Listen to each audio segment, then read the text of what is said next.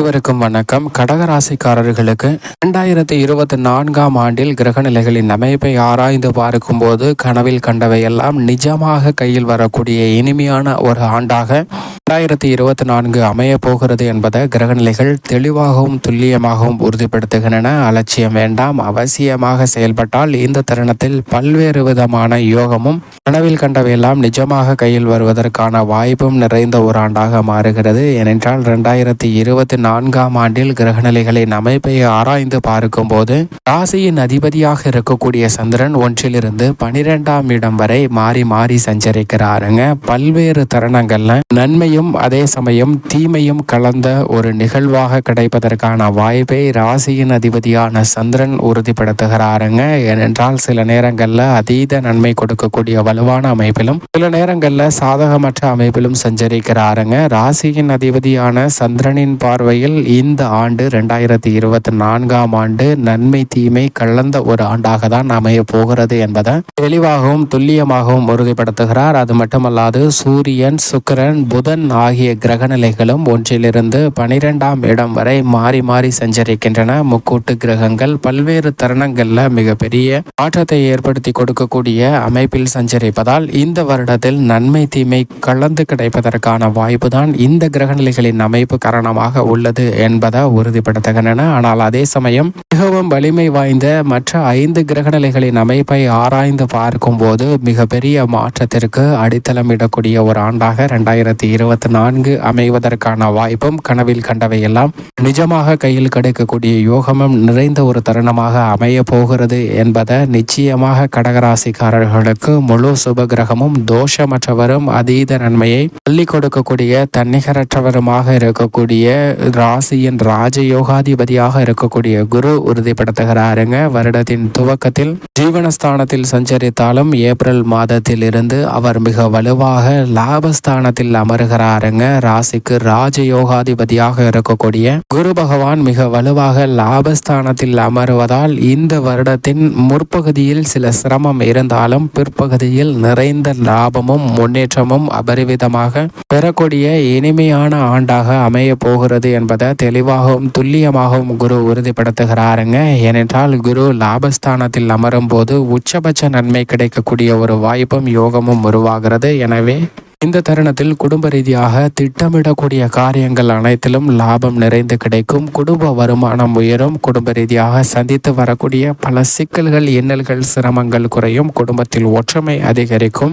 பல்வேறு விதமான மனஸ்தாபம், கருத்து வேறுபாடுகள் சந்தித்த சூழ்நிலையில் நிச்சயமாக நல்லதொரு மாற்றமும் முன்னேற்றமும் நிறைந்து கிடைப்பதற்கான வாய்ப்பும் யோகமும் உருவாகிறது என்பதை தெளிவாக உறுதிப்படுத்துகிறாருங்க. அது மட்டுமல்லாது குரு பார்க்கின் கோடி நன்மை என்பார்கள். அப்படிப்பட்ட குருவின் சுப பார்வை இந்த தருணத்தில் மிக அதீதமாக 3, 5, 7 ஆகிய இடங்களில் அபரிவிதமாக கிடைக்க போகிறது. காரிய வெற்றி கிடைக்கக்கூடிய வெற்றிஸ்தானமாகிய 3ல் கிடைப்பதால் எந்த காரியத்தை கையில் எடுத்தாலும் நிறைந்த காரிய வெற்றி கிடைக்குங்க. பூர்வ புண்ணியஸ்தானம் வலுப்படுவதால் பூர்வீக சொத்து உள்ளிட்ட பல பிரச்சனைகள் சுமூகமாக தீர்வு காணப்படும். லாபம் நிறைந்து கிடைப்பதற்கான வாய்ப்பும் யோகமும் நிறைந்த ஒரு இனிமையான ஆண்டாக மாறுகிறது என்பதை தெளிவாகவும் துல்லியமாகவும் உறுதிப்படுத்துகிறார் குரு. அது மட்டுமல்லாது பல்வேறு விதமான புதிய வாய்ப்புகளும் தொழில் ரீதியான முன்னேற்றத்திற்கான சந்தர்ப்பங்களுக்கும் அடித்தளமிடுகிறாருங்க. திட்டமிட்ட காரியங்கள் அனைத்தையும் காரிய வெற்றி பெறுவதற்கான வாய்ப்பையும் யோகத்தையும் உருவாக்கி கொடுக்கிறார். பல்வேறு விதமான பணிகளை ஆக்கப்பூர்வமாக செய்து முடிப்பதற்கான வாய்ப்பை அள்ளி கொடுக்கிறாருங்க. குருவின் அமைப்பு உச்சபட்ச வளர்ச்சியும் முன்னேற்றமும் நிறைந்து கிடைப்பதற்கான வாய்ப்பை 2024ஆம் ஆண்டில் மிகவும் அபரிவிதமாக கொடுக்க போகின்றன. ஆனால் அதே சமயம் இந்த தருணத்தில் சனியின் அமைப்பை ஆராய்ந்து பார்க்கும் போது சனி பெரிய அளவுல சாதகமற்ற ஒரு அமைப்பில் தான் கடகராசிக்காரர்களுக்கு சஞ்சரிக்கிறார் என்பதுதான் யதார்த்தமான உண்மையாக பார்க்கப்படுகிறது. ஏனென்றால் சனி அஷ்டமத்தில் வலுவாக அமர்ந்திருக்கிறாருங்க. அஷ்டம சனியால் அதீத நன்மை கிடைக்க இயலாத ஒரு அமைப்பாக பார்க்கப்படுகிறது. உத்தியோகம், தொழில் ரீதியாக சந்திக்கக்கூடிய சில சிக்கல்கள், இன்னல்கள் சனி பகவானிடமிருந்து வருவதற்கான வாய்ப்பு இருக்கிறது. ஆனால் இந்த தருணத்தில் சனியும் குருவும் சமபலத்துடன் நேர் எதிர் எதிரெதிராக நிற்பது கடகராசிக்காரர்களுக்கு மிக பெரிய மாற்றத்தை உருவாக்கி கொடுக்கும். ஏனென்றால் சனி ராசிக்கு அவ்வளவு சகாயமானவராக பார்க்க முடியாது. அவர் அஷ்டமாதிபதியாகவும் இருக்கிறார். எனவே அஷ்டமஸ்தானத்தில் வீற்றிருக்கும் போது சிரமத்தை ஏற்படுத்தினாலும் அவரை விட வலிமை வாய்ந்த குரு அந்த சிரமங்களை விளக்குகிறார் என்பதில் சந்தேகமே இல்லை. அது மட்டுமல்லாது ராசியின் அதிபதியும் அமாவாசை தினத்தன்று சனிக்கு நிகரான பவரும், பௌர்ணமி தினத்தன்று குருவுக்கு நிகரான நன்மையும் கொடுக்கக்கூடிய ஒரு வலுவான அமைப்பில் செஞ்சரை பாருங்க. எனவே இந்த தருணத்தில் சனியால் பெரிய அளவிற்கு சிரமத்தை சந்திக்க வேண்டிய ஒரு சூழ்நிலை இல்லை என்பதை தெளிவாக உறுதிப்படுத்துகின்றனர். இருப்பினும் இந்த வருடம் முழுவதுமே அஷ்டம சனியின் ஆதிக்கம் இருப்பதால் சற்று கவனத்துடன் இருக்க வேண்டும். அகல கால் வைக்க வேண்டாம். தொழில், வியாபாரம் மற்றும் உத்தியோக ரீதியான பணிகளில் அவசரப்பட்டு எந்த முடிவும் எடுக்க வேண்டாம். நிதானத்துடன் செயல்படுங்க.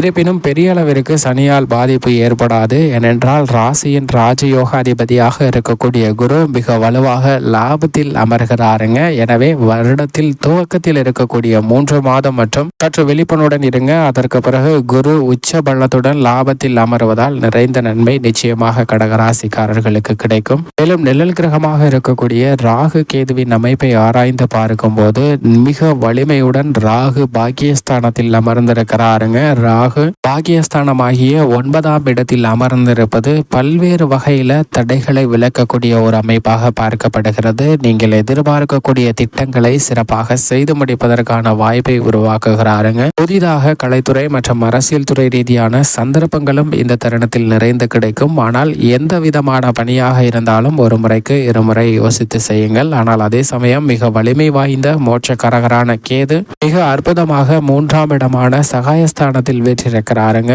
கேது 3இல் இருப்பது முன்னேற்றத்திற்கு முட்டுக்கட்டை இடக்கூடிய அனைத்து காரியங்களையும் தகர்த்தெறியக்கூடிய ஒரு அமைப்பாக பார்க்கப்படுகிறது. இந்த காரியத்தை கையில் எடுத்தாலும் காரிய வெற்றியை நிறைந்து கொடுப்பாருங்க. எனவே தனலாபம் நிறைந்து கிடைப்பதோடு மட்டுமல்லாது எதிர்காலத்தை பற்றிய அச்சம், ஒரு குழப்பமான மனநிலை போன்ற அனைத்தும் விலகி நல்ல முன்னேற்றம் நிறைந்து கிடைப்பதற்கான வாய்ப்பும் யோகமும் உருவாகிறது. பல்வேறு வகையான நன்மையும் யோகமும் அதிர்ஷ்டமும் நிறைந்து கிடைக்கக்கூடிய ஒரு யோகம் நிறைந்த ஆண்டாக மாற்றுகிறாருங்க.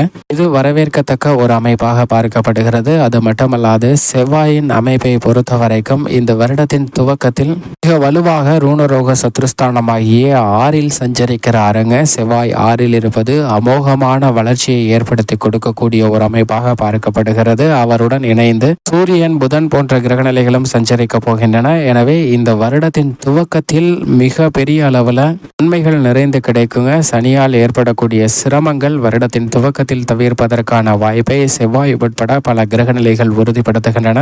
இப்பகுதியில் குரு பலம் பெறுவதால் அதீத நன்மையும் முன்னேற்றமும் நிச்சயமாக கிடைக்கும். எனவே சனியால் பெரிய அளவிற்கு சிரமம் ஏற்படாது. நிறைந்த நன்மை கிடைக்கக்கூடிய வாய்ப்பும் யோகமும் நிச்சயமாக கிடைக்கிறது. மேலும் இந்த தருணத்தை மிக சிறந்த மகிழ்ச்சிகரமான தருணமாக மாற்றிக்கொள்வதற்கு நிச்சயமாக கடகராசிக்காரர்கள் வாரத்தில் ஏதேனும் ஒரு நாள் விரதம் இருந்து அருகாமையில் உள்ள நவகிரக சன்னதி சென்று தீபம் ஏற்றி வழிபாடு செய்யுங்கள். அப்படி செய்வதால் நிறைந்த நன்மையும் முன்னேற்றமும் உங்களுடைய வாழ்வில் இனிதாக கிடைக்கும் என்பதில் சந்தேகமே இல்லை.